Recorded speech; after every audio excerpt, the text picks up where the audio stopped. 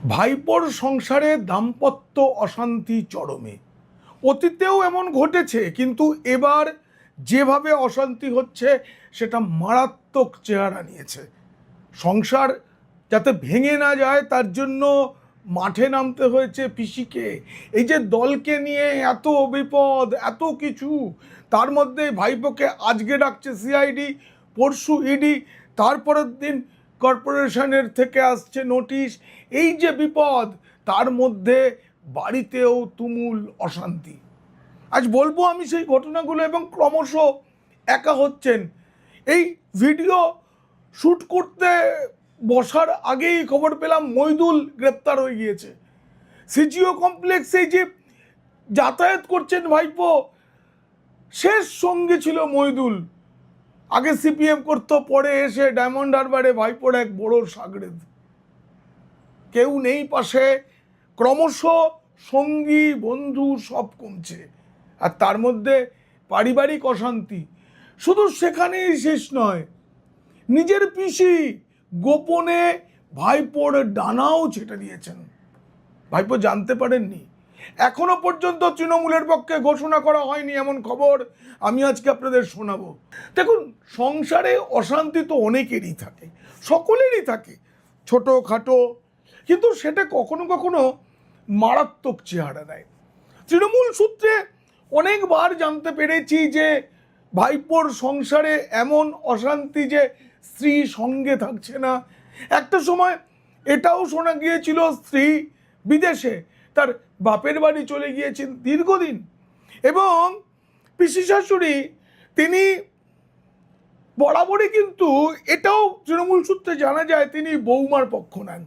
এবং বন্দ্যোপাধ্যায় পরিবারে এটা একটা জানা আছে, ছেলেদের থেকে মহিলাদের সুরক্ষিত রাখা, তাদের পক্ষ নেওয়া, তাদের স্বার্থ দেখা, এটা মমতা বন্দ্যোপাধ্যায় করে থাকেন।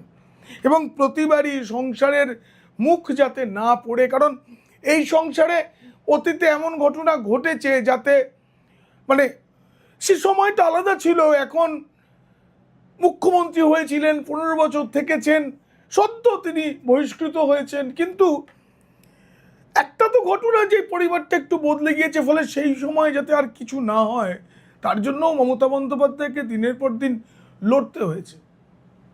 আপনারা অনেকেই জানেন হয়তো যে একটা সময় বাড়িতে এত অশান্তি ছিল যে মাকে নিয়ে তপসিয়ার তৃণমূল ভবনে, যে বাড়িটা এখন ভেঙে ফেলে নতুন করে বানানো হচ্ছে বলে শুনেছি, সেই বাড়ির ওপরে একটা ছোট্ট এক চিলতে ঘর, সেখানে মাকে নিয়ে দীর্ঘ সময় ছিলেন মমতা বন্দ্যোপাধ্যায়। তারপর দলেরই সকলে মিলে একটা সমঝোতা করে মমতাকে কালীঘাটে ফেরান। ঠিক একই ঘটনা এবারও চলছে। কেন চলছে, কি চলছে, খুঁটিনাটি তো আর জানা যায় না, তবে তৃণমূল সূত্রে যেটা জানছি সেটা খুব স্বাভাবিক। জানেন, অভিষেক বন্দ্যোপাধ্যায় কোথায় ছিলেন আর কোথায় নেমেছেন? শুধু সাংসদ হয়ে গেছেন, দলে তার একছত্র আধিপত্য ছিল। এখন তার দলে দুজনকে জুড়ে দেওয়া হয়েছিল, যুগ্ম সাধারণ সম্পাদক। সেসব ছেড়ে দিন, দলটা ক্ষমতায় ছিল যখন, যখন উঁচুতে ছিল দলটা, তখন তিনিও উঁচুতে উঠে গাড়ির বনেটে দাঁড়িয়ে বক্তৃতা করতেন। আজকে তাকে রাস্তায় ডিম ছোড়া হচ্ছে, এটা কোনো স্ত্রীর পক্ষে মেনে নেওয়া সম্ভব? তারাও তো বাড়ি থেকে বেরোতে পারছেন না, আত্মীয় স্বজন বন্ধু বান্ধব তাদেরও তো আছে, কারোর সঙ্গে কথা বলা যাচ্ছে না। দলের লোকেরা আঙুল তুলে বলছে, যে মানুষটা কদিন আগেও বিরোধী দলনেতা থাকা বর্তমান মুখ্যমন্ত্রী শুভেন্দু অধিকারীকে তুই তুকারি করতেন, কেন্দ্রীয় স্বরাষ্ট্রমন্ত্রীকে গুন্ডা বদমাস দিল্লির বাবা বলতেন, এমন স্টেশনের একটা মানুষ, সেই মানুষটার গায়ে ডিম ছুটছে, তিনি বিমানবন্দর থেকে বেরোচ্ছেন এই চোর এই চোর, যেন পাড়ার ফুটেমস্তান। পাড়ার ফুটেমস্তানকেও কে এইভাবে বলে নাকি এত কাছ থেকে, এই চোর এই চোর, কেন সইজাল করেছিস, এই যেভাবে মানুষ জিজ্ঞেস করছে, এটা কারো পক্ষে কোনো পরিবারে মেনে নেওয়া যায়? আমার কাছে যা খবর, মূল অশান্তির এটাই। তবে অশান্তি আপনারা জানেন, ঝগড়াঝাটি একটা জায়গা থেকে শুরু হয় আর সেটা শেষ হয় অনেক বড় কোনো জায়গায় গিয়ে। এই অভিজ্ঞতা আমাদের সকলের আছে, একদম ব্যক্তিগত অভিজ্ঞতা আছে। সেই অভিজ্ঞতা থেকেই বুঝে নিন কি অবস্থা চলছে। এদিকে পিসির যে অবস্থা, তিনি কোনটা দেখবেন? ওদিকে বৌমার একটা ভয়, এই বুঝি বুলডোজার এসে গেল, দুটি সন্তান নিয়ে থাকা। আজকাল শুনছি মানে দাম্পত্য কলহ বা অশান্তি যেটাই বলুন, সেটা এতটা বেড়ে গেছে যে একত্র বাস বন্ধ। ভাইপো আজকাল পিসির বাড়িতেই থাকছেন, সেখানেই খাওয়া দাওয়া, ঘুমোনো। আমি ঢুকিনি অনেক দিন, কোথায় কি ঘর আছে জানি না, কিন্তু এইভাবে একটা ব্যবস্থা চলছে, মীমাংসার চেষ্টা চলছে। এদিকে দলটাও তো মানে ভাঙার আর কিছু বাকি নেই, শুধু প্রত্যেকটুকুই পড়ে আছে। তবু যেটুকু আছে সেটাকে রক্ষা করতে হলে ভাইপোর ডানা ছাড়তেই হবে, এটা পিসি বুঝেছেন। এবার ভাইপোকে জানিয়ে সেটা করলে খুবই সমস্যা। আর ভাইপো এখন জেরার মধ্যে রয়েছে, ইডি সিআইডি এসব চলছে।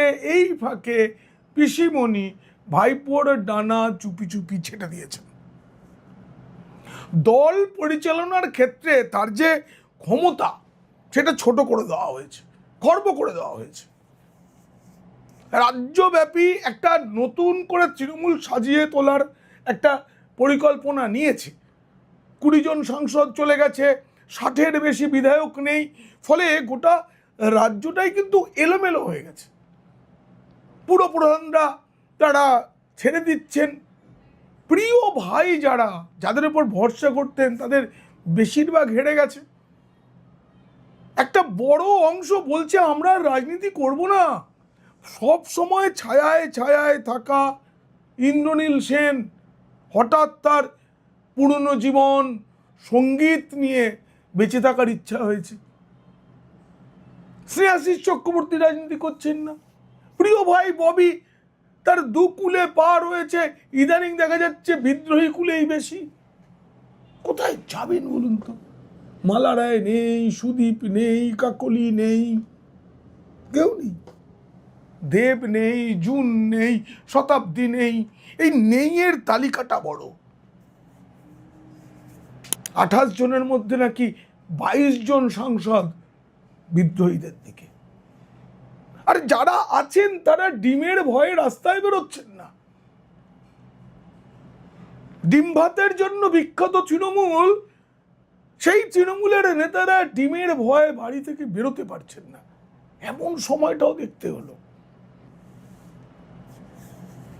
তাই জেলায় জেলায় নির্দেশ গেছে, জেলার নেতারাই নতুন করে যে তৃণমূলকে সাজিয়ে নেওয়া হবে, পুরো ভোটের আগে তার প্রাথমিক প্রস্তুতি নিতে পারবে। সব কিছুতেই অভিষেক কি বলল, ভাইপো কি বলল, মানে একবারে সংসদে অভিষেকের এইবার ভূমিকা কি হবে? এই তো জুলাই মাসের 20 থেকে সংসদ শুরু হয়ে যাচ্ছে, বাদল অধিবেশন শুরু হবে। কোন মুখে যাবেন তিনি? তিনি তো লোকসভার নেতা, পিসির কাছে বায়না করে আদায় করে নিয়েছিলেন, কিন্তু তার পাশে লোকসভায় সাংসদ কজন, এবং তা নিয়ে কি বিপর্যয় হতে চলেছে আপনারা শুনলে অবাক হয়ে যাবেন। আমি বলবো তার আগে পিসি যেটা করেছেন, এই যে রাজ্যের যে কমিটি করেছিলেন, সেই কমিটির লোকেরাই তো অন্য দলে চলে গেছে। ববি হাকিমকে বাইরে রেখেছিলেন, ববি হাকিম গেছে, কিন্তু যাদের রেখে করেছিলেন তাদের অনেকে তো চলেই গেছে। দলের যুব সভাপতি সায়নী ঘোষ, সে তো কি একটা নাম দলটার। নতুন রাজ্য সভাপতি এখন চন্দ্রিমা ভট্টাচার্য, তার ওপরেই বড় দায়িত্ব দেওয়া হয়েছে এইসব কমিটি এসব তৈরি করার জন্য। এবং মানে নেতৃত্বের যে সিদ্ধান্ত হয়েছে, তাতে জেলা সভাপতিরাই জেলা ও ব্লক স্তরে কমিটি বানাতে পারবেন। তারা নিজেদের মধ্যে আলোচনা করে দলের জেলা সভাপতিদের জানিয়েই যে শাখা সংগঠন, মানে ওই তৃণমূল ছাত্র পরিষদ, যুব, মহিলা, তার পদাধিকারী কারা হবেন সেগুলো তারা বেছে নিতে পারবেন। মানে তৃণমূলের এই ধরনের সিদ্ধান্ত এক কথায় বিরল। ছোটখাটো সিদ্ধান্ত হলেও সাংবাদিক ডেকে মমতা বন্দ্যোপাধ্যায় অহংকারের সঙ্গে বলেছেন, সব কিছুতে পাশে ভাইপোকে বসিয়ে রেখেছেন, সবাইকে দাঁড়াতে বলেছেন, যা খুশি হয়েছে। এখন ভাইপোকে ছেটে দেওয়া হয়েছে।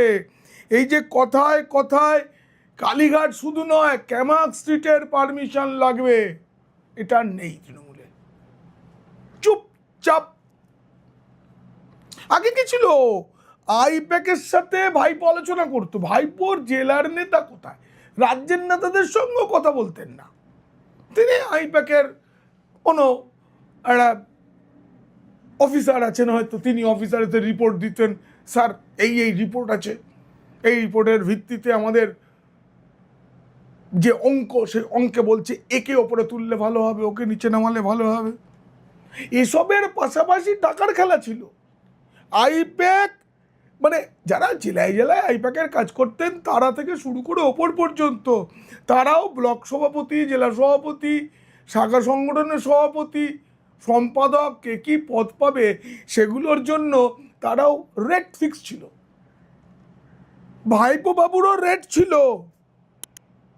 অনেক দিন ধরে এসব চলে আসছে, এগুলো এবার বন্ধ হয়েছে। কিন্তু বন্ধ করে তো লাভ নেই, মানে পেশাটাই তো নেই। এখন তো তৃণমূলের যে অবস্থা হবে তাতে মানে বুথ স্তরের কমিটি গঠন করাই মুশকিল হয়ে যাবে। মানে অনেকেই তো হঠাৎ বিজেপি হয়ে গেছে, যারা পড়ে রয়েছে, পড়ে কি কেউ রয়েছে, এটা একটা বড় প্রশ্ন তৃণমূলের কাছে। সেই খোঁজের কাজটাও করতে বলা হয়েছে। তবে এবার ক্যামাক স্ট্রিট, আইপ্যাক এদের বাদ দিয়ে, এই আইপ্যাক আর ক্যামাক স্ট্রিট যে সংযোগ, এ নিয়ে প্রচুর অভিযোগ ছিল। সেই সব অভিযোগে তখন পিসিমণি কানই দিতেন না, এবং এর ফলে মমতার সঙ্গে নিচের তলার দায়িত্বে থাকা যে নেতারা রয়েছেন তাদের সংযোগও কিন্তু বিচ্ছিন্ন হয়ে গিয়েছিল। পুরোটাই হয়ে গিয়েছিল টাকার খেলা। আর এই জন্যই তো এই হেরে যাওয়ার পর যারা সেনাপতি বলতেন, যুবরাজ বলতেন, তারাই বলছে আমি চুরি করিনি, ও চুরি করেছে বলে আমাকে চোর চোর শুনতে হচ্ছে। অভিষেকের জন্যই তো এই পরাজয়, তারা সব বলছেন। তারা এখন যে জোর গলায় বলছেন তারা আগে বলেননি, এটা ঠিক, কিন্তু যেটা বলছেন সেটা তো একেবারে মিথ্যেও নয়, এটা তো পিসিমণি জানেন। মানে ভোটে যে বিপর্যয়, তারপর তো দেখলেন যে দলটা যখন ভেঙে যাচ্ছে, ওই যেদিন দলটা ভাঙলো আর কি প্রথমবার বিধায়করা, তখনই চেয়ারপারসন মমতা ও সাধারণ সম্পাদক পদে অভিষেক, এইটা রেখে সব কমিটি ভেঙে দিলেন। আর ইদানিং অভিষেক যেভাবে আইনি বিভিন্ন বিষয়ে জড়িয়ে পড়ছেন, হয়তো গ্রেপ্তার হবেন অথবা হবেন না, কে জানে, আমি তো জানিই না পুলিশ কি করবে, ইডি কি করবে, অনেক কিছু আগাম বলেও কিছু বোঝা যাচ্ছে না। তবে এটা ঠিক, শান্তিতে থাকতে পারবে না।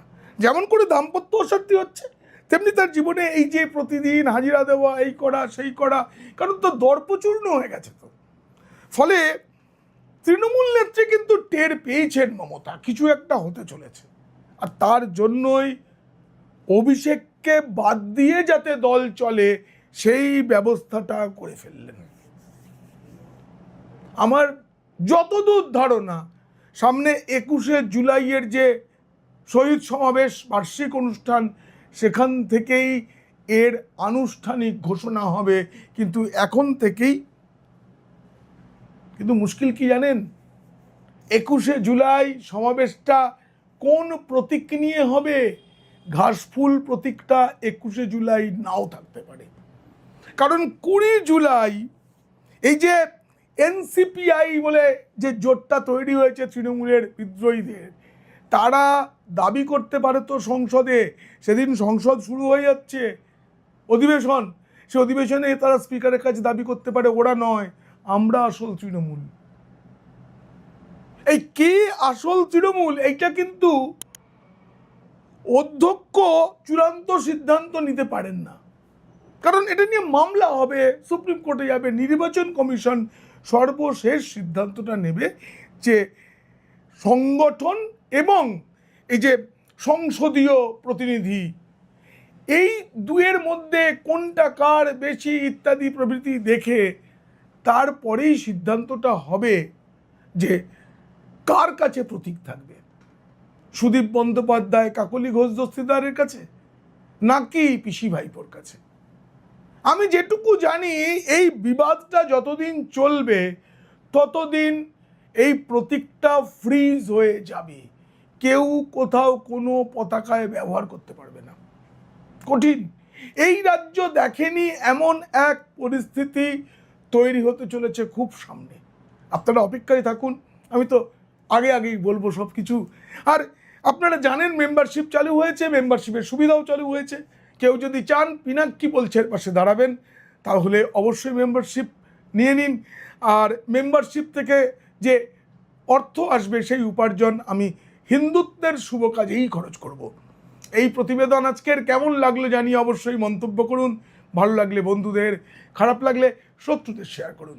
আপনারা খুব ভালো থাকবেন।